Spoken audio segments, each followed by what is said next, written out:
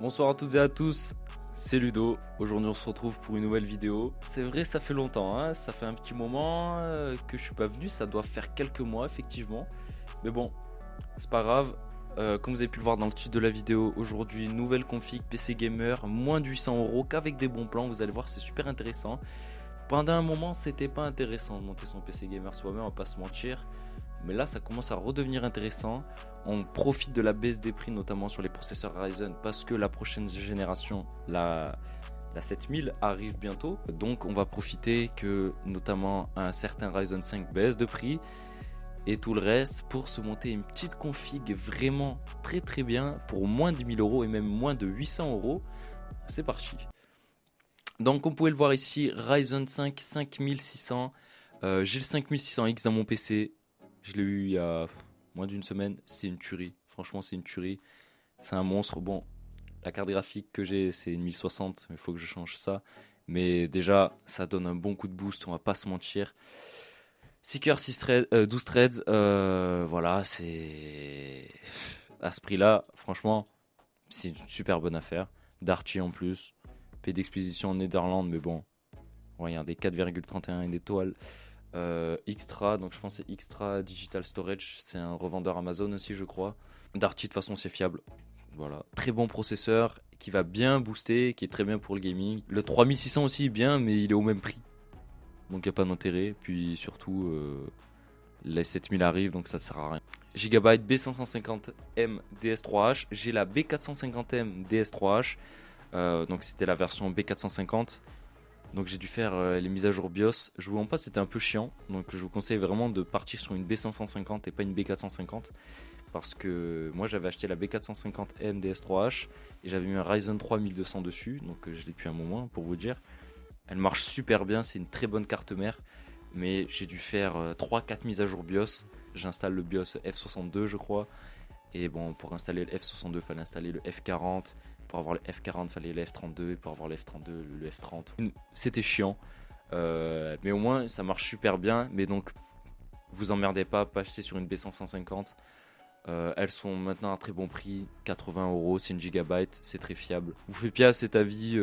C'est un mec qui dit que la RAM n'était pas compatible. Alors que j'ai bien vérifié partout. Il disait qu'elle n'était pas compatible 3200 MHz.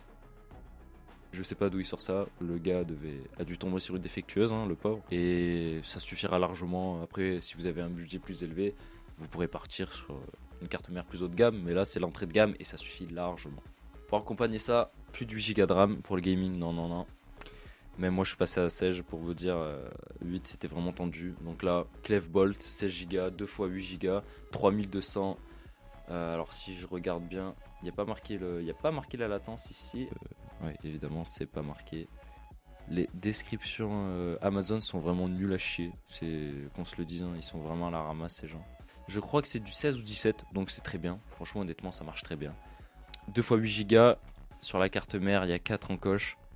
Enfin, il y a 4 slots de RAM, donc vous pourrez rajouter 16 Go dans l'avenir, ou même 8, hein, vous faites comme vous voulez, mais pour passer à 32 Go.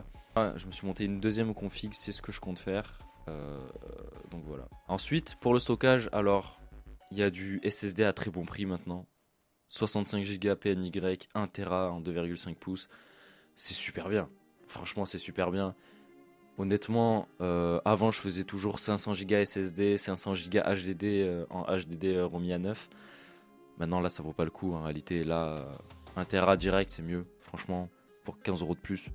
Banco, ça fera super bien le taf. C'est pas du NVMe et c'est aussi bien que le M.2, on va pas se mentir, donc ça sera nickel, surtout pour démarrer. Ensuite, carte graphique, et oui, ça vous l'attendiez. EVGA RTX 260, très très très bon prix, 249 €. D'où ça sort?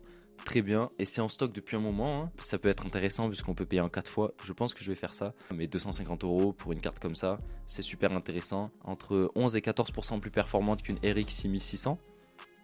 C'est quand même pas rien. Et puis vous avez du RTX Nvidia.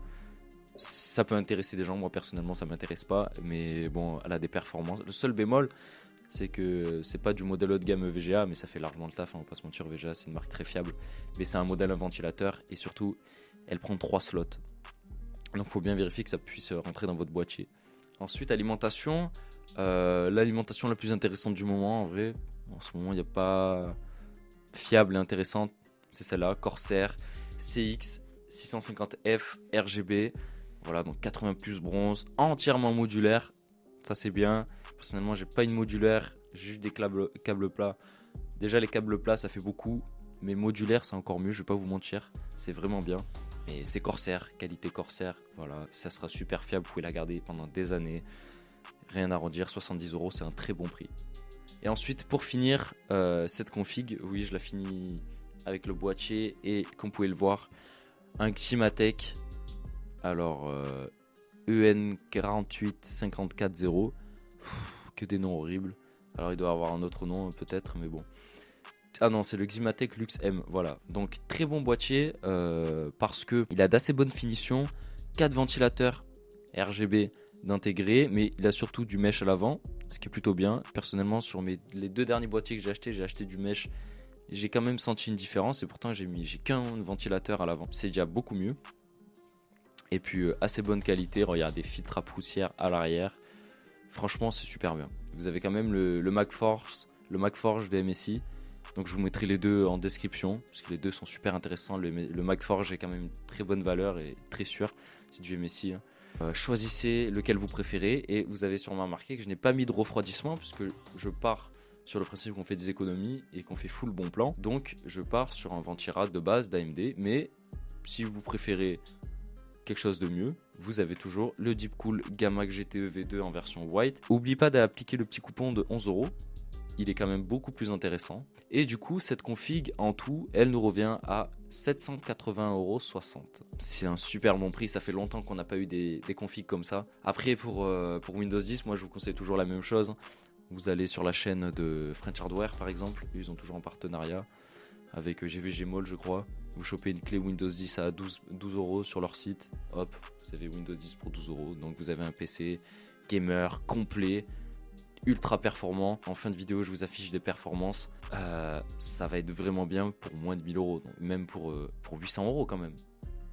790 €, 800 €. C'est incroyable. Une RTX 260 à 250 €. On n'avait pas vu ça depuis je sais pas combien de temps. Je sais même pas si on l'avait déjà vu avant. Voici, cette vidéo est terminée, j'espère qu'elle vous aura plu, qu'elle vous aura aidé. N'hésitez pas à me laisser des commentaires, me dire ce qui ne va pas. Ça fait longtemps que je n'ai pas fait de vidéo, je vous montre pas, donc il y a peut-être des trucs qui ne vont pas, le réglage son, la vidéo. J'essaie de faire au mieux. Je filme avec mon iPhone parce que j'ai toujours pas de caméra, ça coûte très cher. C'est déjà mieux qu'une vieille webcam 720p je pense. Mais bon, surtout mettez un pouce bleu, c'est très important. Abonnez-vous évidemment et puis on se retrouve j'espère bientôt pour une nouvelle vidéo. Salut!